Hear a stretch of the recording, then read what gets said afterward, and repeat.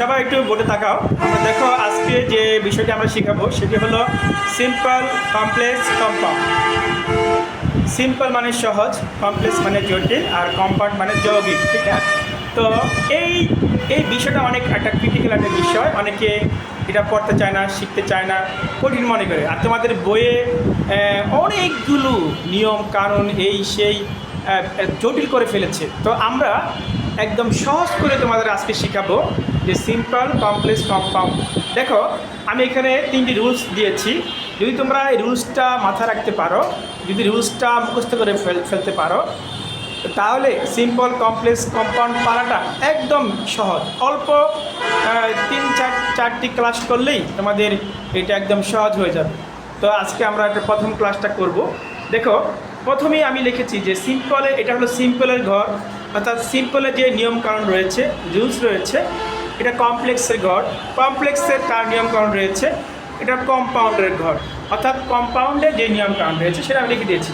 এবং পাশে একদিকে উদাহরণ দিয়েছি এই জন্য যে বোঝা সহজ হবে যে সিম্পলে যেটা থাকবে কমপ্লেক্সে আমার আরেকটা থাকবে, কম্পাউন্ডে আমার আরেকটা রুলস থাকবে। তো আমরা দেখো সিম্পল, আমরা প্রথম রুলসটা কী আছে? সিম্পলের প্রথম রুলস হলো ইনস্পাইট অফ বা ডেসপাইট, অর্থ সত্ত্বেও। যদি আমার সিম্পলে ইনস্পাইট অফ ডেসপাইট থাকে তাহলে আমি এটা কমপ্লেক্সের রুলস হলো এটা দো অলতো হবে, যদিও। আবার বলছি, ইনস্পাইট অফ, সিম্পলে ইনস্পাইট অফ ডেসপাইট থাকলে কমপ্লেক্সে আমার দো অলতো হবে। ঠিক আছে? আর এটা যদি সিম্পলে ইনস্পাইট অফ ডেসপাইট থাকে, কমপ্লেক্সে দো অলতো থাকে, তাহলে আমার কম্পাউন্ডে বাট হবে, অর্থাৎ কিন্তু। দেখো একটা উদাহরণ দিলে বুঝবা। সিম্পল থাকবে in spite of his poverty he is honest, যদিও তার দারিদ্রতা আছে বা তার দারিদ্রতা থাকা সত্ত্বেও হি ইজ অনেস্ট, সে হলো সৎ। In spite of his poverty he is honest, এই সিম্পল বাক্যটা এটা আছে। এখন এটা যদি আমরা কমপ্লেক্সে করতে যাই, দেখো কমপ্লেক্সে হবে দো অলদো, অর্থাৎ সিম্পলে ইনস্পাইট অফ ডিসপাইট আছে বলেই কমপ্লেক্সে দো অলদো হবে। দেখো দো হি is poor he is honest, যদিও সে গরিব কিন্তু সে সৎ, বা যদিও সে গরিব সে সৎ। যেহেতু কমপ্লেক্সে আমার দো অলদো আছে, সিম্পল আমার ইনস্পাইট অফ ডেসপাইট আছে, সেহেতু কম্পাউন্ডিং হবে বাট। আর কম্পাউন্ডে সাধারণত অ্যান্ড, বাট, অর এগুলি ব্যবহৃত হয়, মনে রাখবা। কম্পাউন্ডে সাধারণত অ্যান্ড, বাট, অর বসে।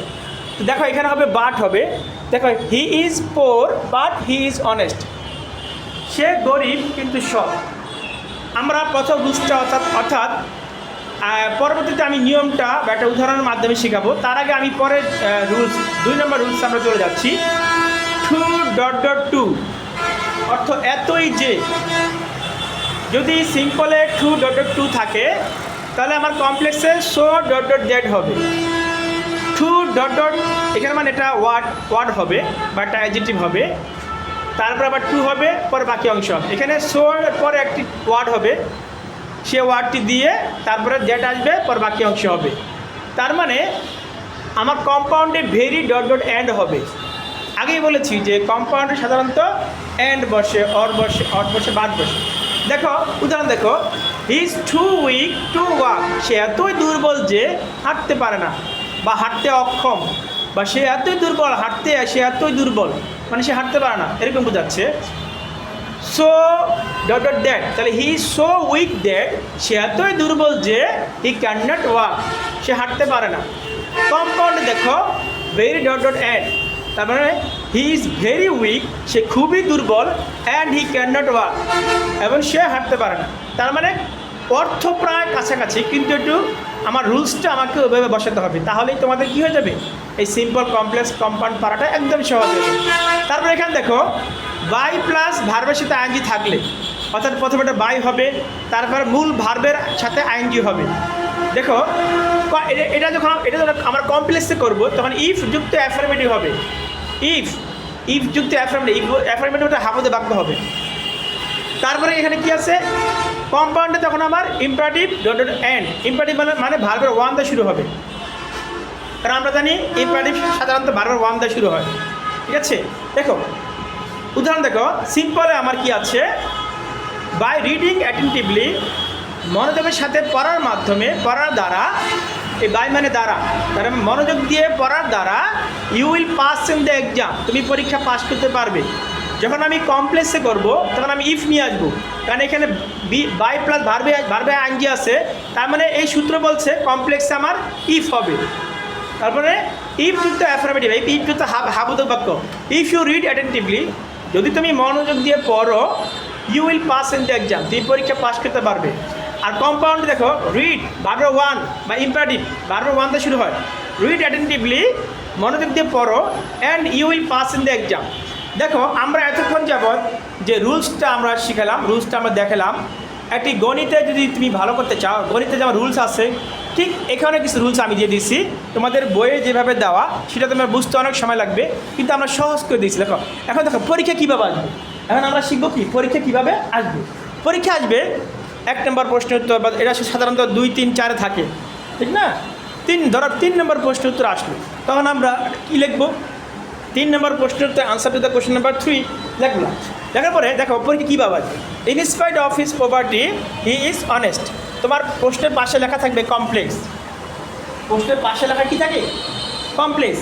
এগুলো উপরে কিন্তু লেখা থাকবে না কমপ্লেক্স, সিম্পল, কম্পাস, এগুলো লেখা থাকবে না, ডাইরেক্ট বা ইনডাইরেক্ট, অথবা একটা সিম্পল, কমপ্লেক্স, কম্পাউন্ড দেওয়ার পরে তোমার পোস্টের পাশেই লেখা থাকবে যে চেঞ্জিং সেন্টেন্স, লেখা থাকবে চেঞ্জিং সেন্টেন্স। সেক্ষেত্রে চেঞ্জিং সেন্টেন্সের প্রথমে থাকবে শিরোনামে থাকবে চেঞ্জিং সেন্টেন্স। বাট যখন আমি পোস্টের ভিতরে চলে যাবো, A নাম্বার, B নাম্বার, বা 1 নাম্বার, 2 নাম্বার, তখন ওনারা কী করবে? In spite of his poverty he is honest, এটা এরকম ব্র্যাকেটে লেখা থাকবে কমপ্লেক্স, মানে তোমাকে কমপ্লেক্সে করতে বলছে। এখন আমরা আসো, in spite of his poverty, in spite of কোথায় থাকে? সিম্পলে। আমাদের রুলস কী বলছে? রুলসে বলছে আমার ইন স্পাইট অফ থাকে সিম্পলে, তার মানে এই ব্যাপারটা সিম্পলে আছে, ঠিক না? তোমাকে প্রশ্নে কী বলছে? কমপ্লেক্সে করার জন্য, তার মানে আমার সিম্পল ব্যাপারটা আছে, এটাকে আমি কমপ্লেক্সে আমাকে করতে হবে, কেমন? এখন তাহলে আমি যেহেতু ইনস্পাইট অফ আমার সিম্পল আছে, তাহলে আমি জানি ইনস্পাইট অফ সিম্পল থাকলে আমার কমপ্লেক্সের দোয়াল দো, তখন আমি দোয়াল দো নিয়ে আসবো। তাহলে দেখো এই যে লেখা, দো হি ইজ পোর, যদিও সে গরিব, হি ইজ অনেস্ট, কমা দিয়ে নিয়েছে অনেস্ট, শেষ, আমার বাক্য হয়ে গেল।